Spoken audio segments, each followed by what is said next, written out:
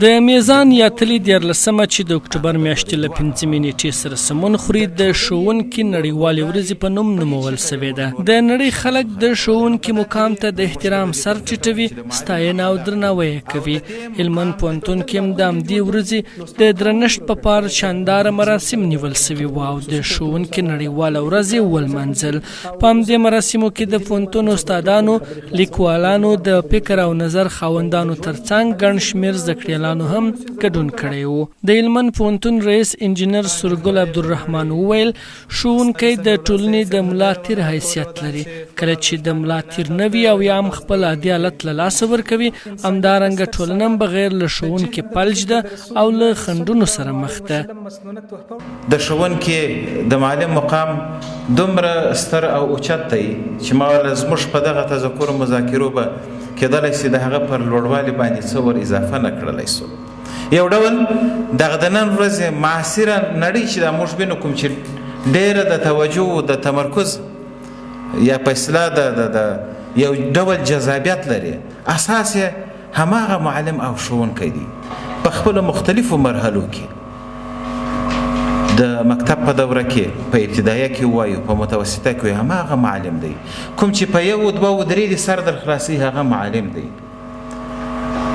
او بیا نهایتا راځو په ساینسي علومو کې تر پوهنځیو پورې او تر ماسټریو تر دکتوراو پورې زموږ د ایمان د عقیدې هغه لومړنۍ زده کړه کوم چې تاته درکوي هغه معلم دی. د لوړو زده کړو وزارت ځانګړي استازي ډاکټر سمیع الله سید د ښوونکي نړیوالې ورځې د مبارکۍ ترڅنګ د ښوونکو هلې ځلې او کوښښونه وستایل او زیاته کړه چې ښوونکي دي چې نن یې له برکته پرمختګونه او ټولنې ته شخصیتونه وړاندې سوي دي. معلم دی چې پښتون کې 1400 کاله وروسته هم زموږ تاسې دغه اسلامي مضامین تدریسیږي. یو ښوونکی و چې انسانانو ته د لومړي ځل لپاره د انسانیت اصول، د اسلامیت اصول ورزده کړل خپلو شاګردانو ته. هغه شاګردان بیا معلمین سول، هغوی خپلو شاګردانو ته ودن تر موږ تاسې پورې رارسېږي. دا سلسله په اسلام کې د اسلام د لومړي معلم په توسط را شروع ده. هر معلم اوس د پیغمبر وارث دی چې دا ډېر دروند نوم دی. د دې دروند نوم او ډېر ارزښتمن نوم دی، ډېر د لوړ مقام درلودونکی نوم دی. کله چې یو څوک مقام لوړ ولري، ارزښت لوړ ولري، د هغه څخه نو بیا توقعات، هیلې هم لوړې دي. د ښوونکو په استازیتوب استاد حمیدالله امیدي د ښوونکو د ستونزو یادونه وکړله او له اړوندو ادارو او بنسټونو څخه یې غوښتنه وکړه ترڅو د ښوونکو ستونزو او غوښتنو ته پاملرنه وکړي، ترڅو هغوی په پوره انرژي سره ټولنې ته کار او خدمت وکړي. هغه استادان چې دوی د عالي تحصیلاتو په برخه کې د نورو زده کړو لپاره لیوال دي، د نورو زده کړو لپاره شایق دي، نورې زده کړې د دوی ضرورت ده، د هغوی په برخه کې هم له هغوی څخه دا غوښتنه کوو چې هغه شرایط دې ورته مساعد سي، هغه شرایط دې ورته برابر سي، معاشات دې نه ګرځول کېږي، له معاشاتو سره سره دې دوی ماسترۍ او دکتورا ورته واستول سي. داسې دا غریب ملت ته دا څه نه لري، هسې نسې د زده کړو په مخ کې د دوی خنډ واقع سي. د زده کړیالانو په استازولي قدرت الله صمدي د خپلو ښوونکو له هڅو او کوښښونو مننه وکړه او زیاته کړل چې تل به د خپلو ښوونکو هغه هیلې چې دوی یې ترې لري پوره کړي او د ټولنې لپاره به کار وکړي.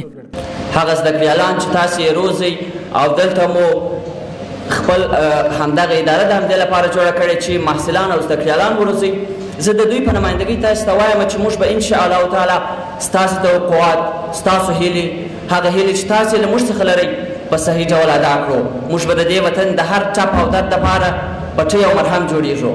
موږ به د دې هېواد د کونج او یتیم دپاره سرپناه جوړېږو او د دې وطن د لال سرفرازه کېدو او سرلوړي کېدو لپاره خپل زحمات او خپلې هیلې لا هم ژوندۍ ساتو او لا هم کار به کوو. بل لور ته بیا هلمند کې غږ خصوصي راډیو هم د ښوونکي د نړیوالې ورځې په مناسبت پروګرام نیولی او د ښوونکي دا ورځ په شاندارو مراسمو سره ولمانځل. هلمند کې داسې مهال د میزان یا تلي 14 د ښوونکو نړیواله ورځ لمانځل کیږي چې ښوونکي لا هم د خپل ژوند سختې ورځې او شپې سبا کوي. هغوی د معاشاتو له کموالي، د رهایشي نمرو نه ورکړې شکایتونه کوي. دا چې هغوی به خپلو دغو هیلو ته څنګه او کله ورسیږي تر اوسه لا ډیری حکومتونو پرې سر نه دی ګرځولی. حفیظ احمد نصرت، سکون راډیو.